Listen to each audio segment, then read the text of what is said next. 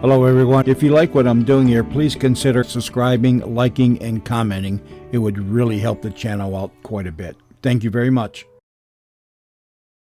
Crime does not pay.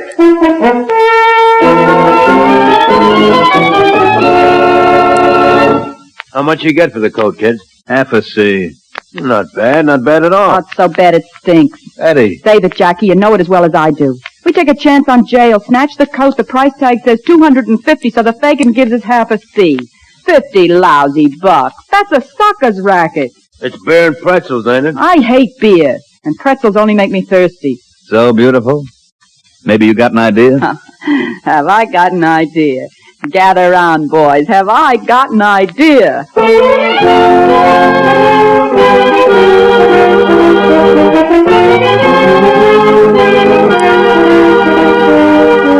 In the interest of good citizenship and law enforcement, we present Crime Does Not Pay, based on the famous Metro-Goldwyn-Mayer series of short subjects. In just a moment, you will hear Clothes Make the Woman, starring Gene Muir.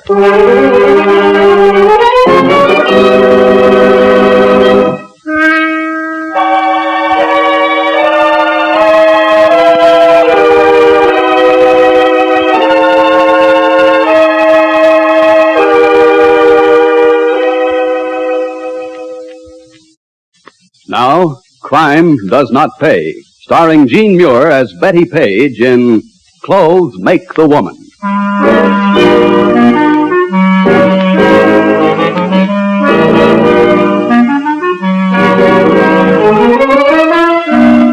Every year, hundreds of thousands of dollars are lost by department stores, large and small. Lost through the activities of shoplifters. Every store maintains its protective force, its detectives, but still the losses mount. In the end, the thieves are caught. But the stolen goods have passed through the hands of the fences into the possession of perfectly decent citizens who are susceptible to bargains. Betty Page and her boyfriend Jackie Benson worked in this racket.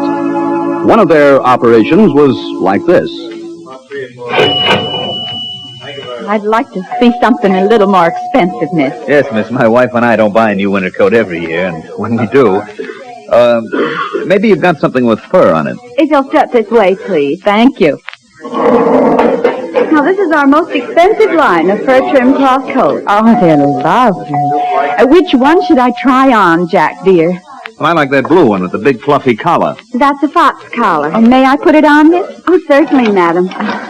Do you like the color, Jack, dear? Looks a little dull. So blue, it's almost black. Well, it won't look like this in daylight, will it, miss? No, it'll be a little lighter. Well, could we see it in daylight, miss? I noticed some windows out near the elevators. I'm afraid I couldn't leave this part of the floor that long. Oh, you wouldn't have to come along. My wife and I'll be right back. Come along, dear.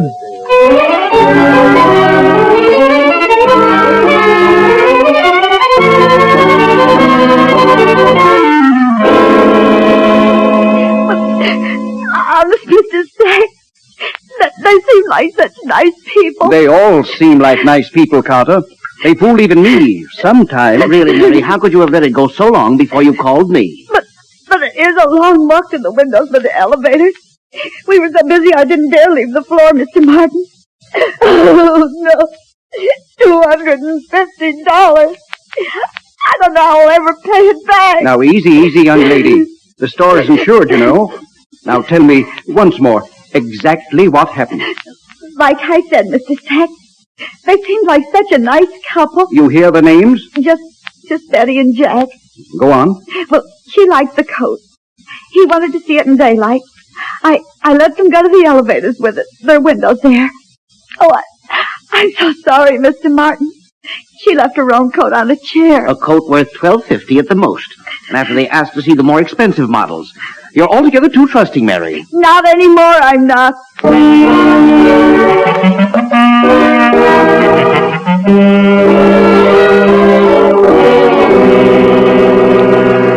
Give you 50. What, on a $250 coat? After we risked our necks to get it? I left my own coat there. My coat cost me $100. You get 50. Oh, now look here, Louis. Now I know why they call you Fagin. Some fence you are. Save it. I gotta get some profit. You didn't do any work. I'm taking risks, ain't I?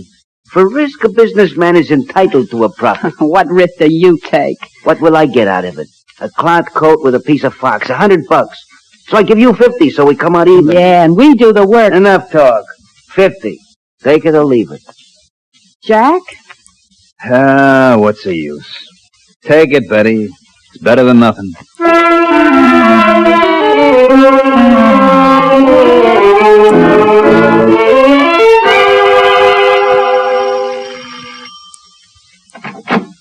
Joey, hiya, fella. Cold.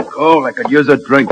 Hey, Betty, it's a dip. Hi, Joey. Beautiful, a man wants a drink. I heard him. I'm reading the paper. Okay, honey. Betty's sore, Joey. Fagin chiseled us as usual. Louis? That thief? Yeah, well, he pays as much as anybody. I suppose. This stuff ain't as good as it would have been if we'd have got more for the coat. Not too bad. How much you get for the coat, kid? Half a C. It's not bad at all. Oh, it's so bad it stinks. So beautiful. Maybe you got an idea? Have I got an idea? Gather round, boys. Have I got an idea? Right here in the paper. The newspaper? Uh-huh. You're in on this, too. We'll need an extra hand.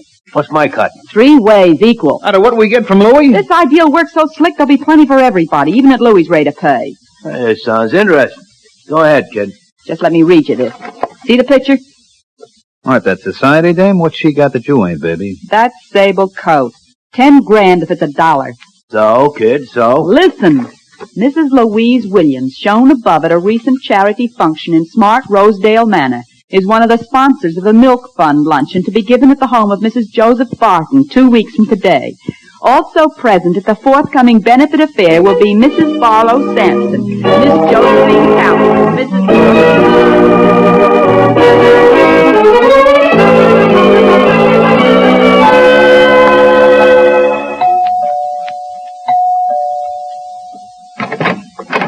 Good after... Oh. The service entrance is around at the back. Sorry, there's no time for that. Mrs. Barton called us at the last minute and told us the luncheon guests will be arriving in just about 45 minutes. Very well, come in. Where do you wish to set up? Anywhere convenient off this foyer. Joe, give me a hand with the coat racks. And, I'm Jameson. Yes, well, Jameson, where can the lady go to freshen up? There's a lavatory down the hall. Third door on the right. Thank you, Jameson. These are the bases for the coat rack, Jack. Pass her the load. Okay. Pull around the back and get comfortable in the car till later. Right, till later. Shall I send someone to lend a hand with the racks? Well, you could hold this hand. No, I guess you couldn't. Is there anything you will need before the guests arrive? But there's nothing I'll need. Except for you to go ahead and tend to your, buttling, if that's the word. How do I look, darling? You in black satin. Yeah, it's neat. How'd you pour yourself into that? And why? There's no men around this operation except me, Joey, and that Jameson. Oh, that's why, dear. Some of these society ladies show everything they've got, and I intend to keep your mind on me and the job. Are the racks ready? All in place. Hey, look at the frail coming down the stairs. That's Mrs. Barton, you dope. Now you know why I'm wearing what I'm wearing. May I ask, please, what you're doing here? I'm terribly sorry, Mrs. Barton. You are Mrs. Barton, aren't you? Yes, I am. Explain yourself, please, young lady. Well, your butler, Jameson, called us. The Acme Portable Hat and Coat Checking Service. This is our specialty service in private homes. And half of our tips go to the fund which the functions we service are given for. That's a nice idea. Strange Jameson didn't tell me he'd called you. Well, he called just half an hour ago. In the rush of preparation, he must have forgotten. Perhaps. I've been dressing during the last half hour. Oh, excuse me, the door. I'll answer it, madam. Never mind, Jameson. I want you to check the service pantry. Thank you, madam. Oh, what a life he leads. Yes, madam. No, madam. I'll do it, madam. Quiet, you fool. Louise, darling. Marty, dear. I'm so glad you came early. But I thought I might have something to do. Not a thing, darling, not a thing. Except have a cocktail and keep me company. Well, that would be a pleasure. Check your coat, dear. Tips go to the milk fund. Of course. It's a wonderful idea. I do so hate to have all the bedrooms mussed with coats and things. It was Jameson's idea. One of these days, I'm going to steal that man right from under your roof. You try, darling. Just you try. Oh, no, wait. Just a moment. Let me see that coat on you. Oh, haven't you seen it before? Only in that picture in the Tribune. Oh, it's luscious. Leopold, of course. Oh, thank you, dear. Yes, of course it's Leopold. Could anyone else match skins like these? Here's my coat, young lady. Thank you, ma'am. We'll take care of it for you.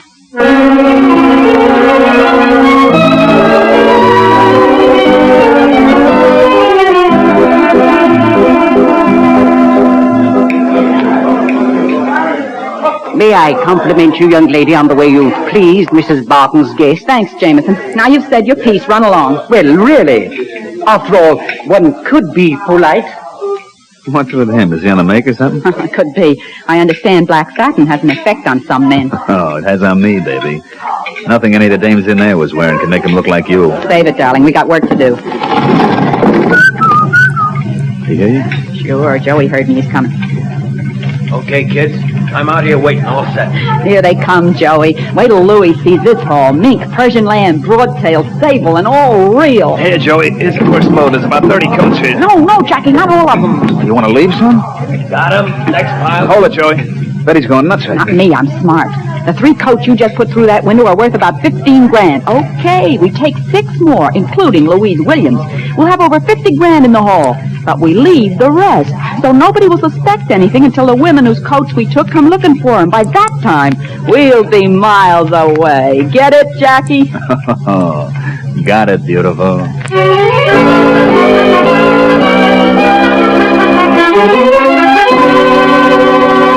In just a moment, Crime Does Not Pay will continue with Clothes Make the Woman.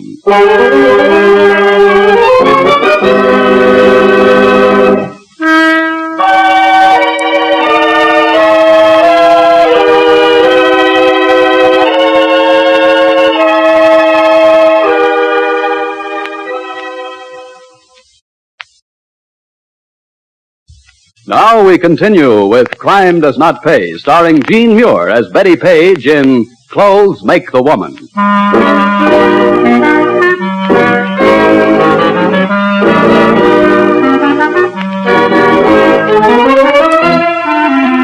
Stolen goods have little value unless there is a market for them. It's up to the fence, the receiver of the goods, to find that market.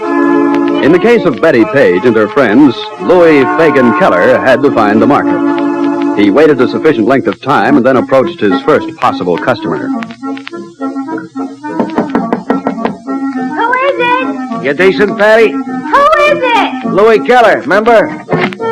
Not my favorite bargain hunter. And finder. Do I get into the dressing room with the best torch singer in town? At least in your opinion. Come on in, Louis. Get yourself comfortable. I gotta make a change. Yeah. Hey, you're looking wonderful, Patty. Louis, when I come out from behind this screen, you're gonna need another word. That's all. Go where me, Louis. No top, no back, practically no front. And cost an arm and a leg. But not mine. I'll bet on that. Patty, in the market for a real bargain? What is it this time, Louis? Heist? No. Sables. Yipe. You got it on you? I'm not crazy yet. You don't carry 10 G's worth of sables around like they were silver foxes. Are they hot? Now, you know me better than that, Patty. Do I? Say, how do I look? Good enough to eat, and then some. Sables go good with gold lame. Not hot sables. I don't peddle hot stuff, Patty. You know that. Well, how then? Well, some people went broke. I bailed them on a hog. Wife gave me the coat for cash. Oh, I believe you. How much? 5 G's? Too much. What's your offer? Too far. Not a nickel less than 3.5. I gave 2 for it myself. 3.5, it's a deal. When? Tonight, when you finish your last number. That, Patty, is Keller's service.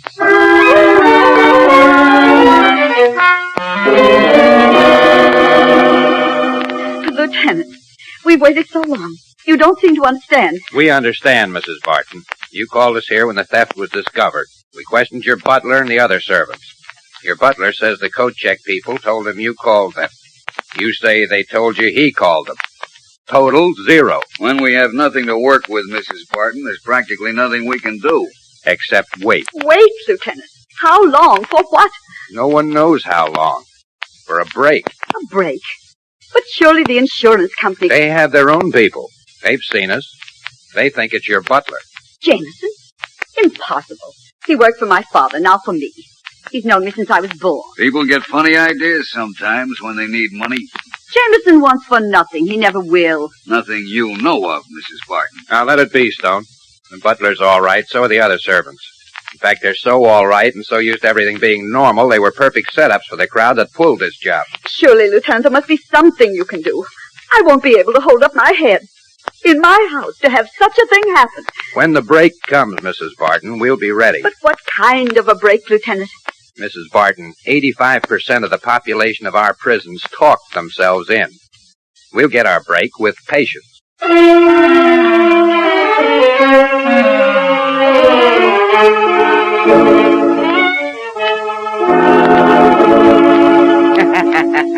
You should have seen her drool when she saw that coat, Patty. I drooled myself. I wish I could have kept it.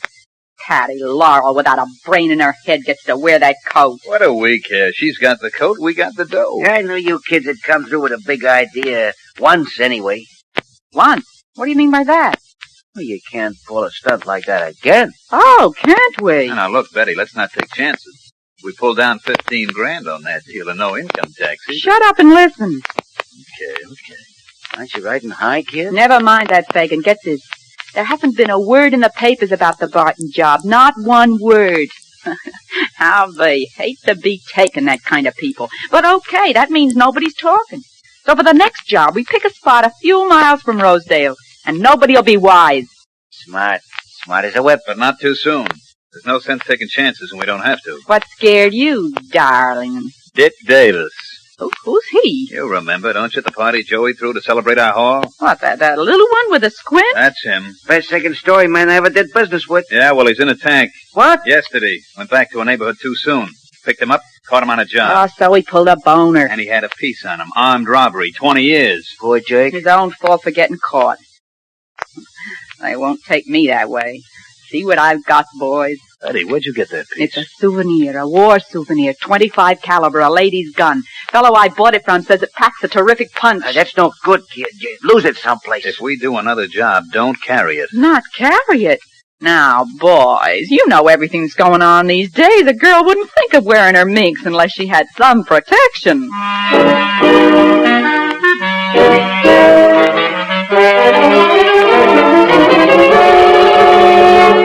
Look, Davis, we're not playing dominoes. You got a choice.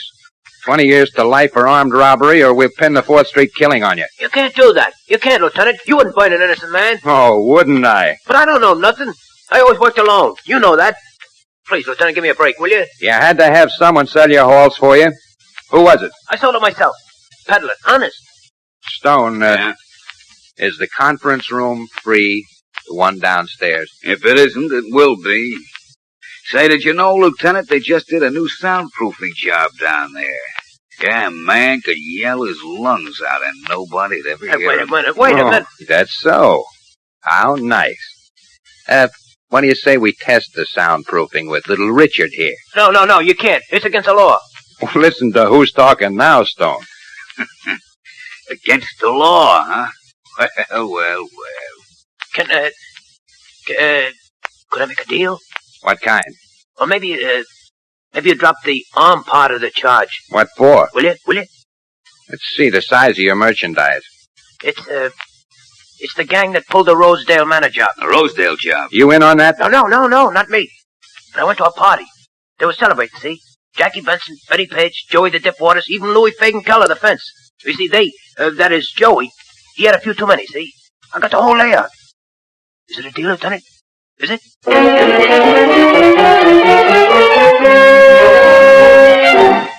Patty, I want to see your new coat. On or off, Lieutenant? Save it for the suckers out front, Patty. Where's the coat? In the closet. And I paid good honest money for that coat. Yeah, sure. The money was honest, but how about the man who sold it to you? How about Louis Keller? This it? Yeah, that's it. What do you do? Hey, stop it! You're ruining the coat. You got no right Shut to up, do it. Patty. But This is stolen goods and you know it. See. Yeah. Here's the furrier's code mark. the what? Furrier's code on the skins under the lining. Good as fingerprints. You don't mind if I borrow your sables for a few days, do you, Patty? I'll give you a receipt.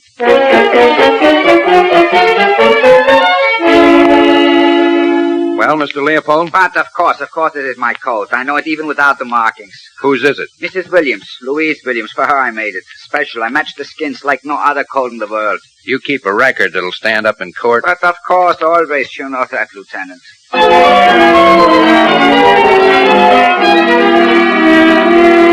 Yes, Mrs. Barton, we got our break. We found Mrs. Williams' coat. Oh, Louise will be delighted. No more than I am, Lieutenant. I'm sure you are. Now then, Mrs. Barton, we'll get all the coats back if you'll cooperate with us.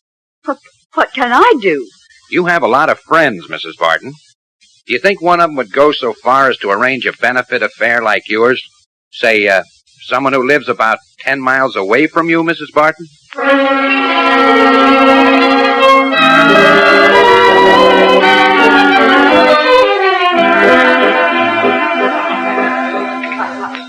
Not bad. Definitely not bad. How much do you suppose this one's worth, Betty? Not much about 3 G's. They're better ones. Where's Joey? You whistled for him 5 minutes ago. It's a different layout here. What's eating you? I don't know. I just don't like the feeling around here. For the love of Mike, the girl's getting sensitive. Sensitive? Didn't you notice who's here? Where's Joey? He'll be along in a minute. Who's here? Mrs. Barton and the Williams dame. Oh, so that's why you ducked behind the racks and let me check him. They'd remember a woman. All right, it's all right. They didn't see you. There's Joey. Start picking, kid. Here they come. Okay, Betty. Here's 3 for a while. I'll get some more. Right. Now watch it, Joe. Hey, Betty, that's not Joe at the car. No, it's not, Benson. Cop. None of that. There's no exit for you, Benson. I told her we couldn't pull the same stunt twice. Where's the dame? Betty! The dame's crammed, Lieutenant. What? She came out from behind the coat racks with a gun. Got out the door before we could grab her. We'll get her. You take care of this monkey while I get out the alarm. Now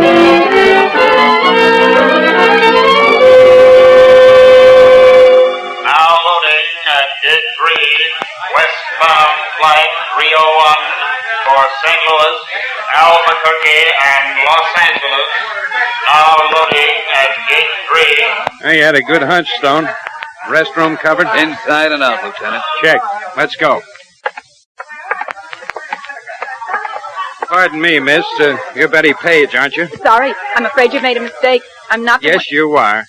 The young man over there says so. His name is Jack Benson. Jack Benson? A fool, a filthy rotten. Oh, no, you can't blame a man for finding his way out of a long-term rap. I can blame a man for anything. Got a gun, Lieutenant. Drop it. Dirty, rotten, stoolie! Ladies, don't play with guns. Not around me, anyway. You didn't have to break my wrist. You didn't have to. Yeah, I wouldn't worry about that. It'll have plenty of time to heal where you're going.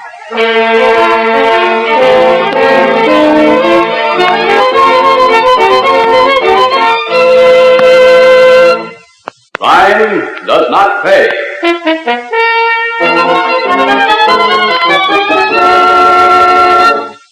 Jean Muir, who was starred as Betty Page in Clothes Make the Woman, will be back with you in just a moment.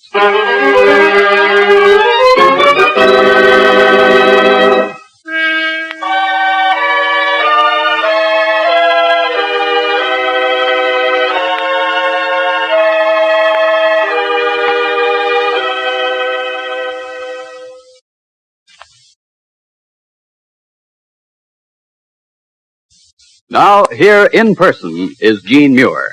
To me, the most interesting side of the character of Betty Page is her background, a part of her which, unfortunately, there's no time to dwell on at length. Invariably, though, girls like Betty Page reached and passed a point in their lives where they were denied the nice things they saw other girls have, through no fault of their own, and denied, too, the means to get those things honestly. With a good education, a job with a future, Betty would have become a useful citizen. Her mind, and she had a good one, would then have worked for, not against, society. It follows, then, that the fundamental causes of Betty's career in crime lie at the door of society as a whole. It is up to us, the everyday citizens, to understand those causes and to destroy them, because for us, as well as for the Betty Pages of this world, crime does not pay. Thank you, Jean Muir. Crime Does Not Pay is written by Ira Marion and directed by Marks B. Loeb, with music composed and conducted by John Gart. Technical advisor is Burton B. Turkis. The events, characters, and names used in the story you've just heard are fictitious. Any similarity is purely coincidental.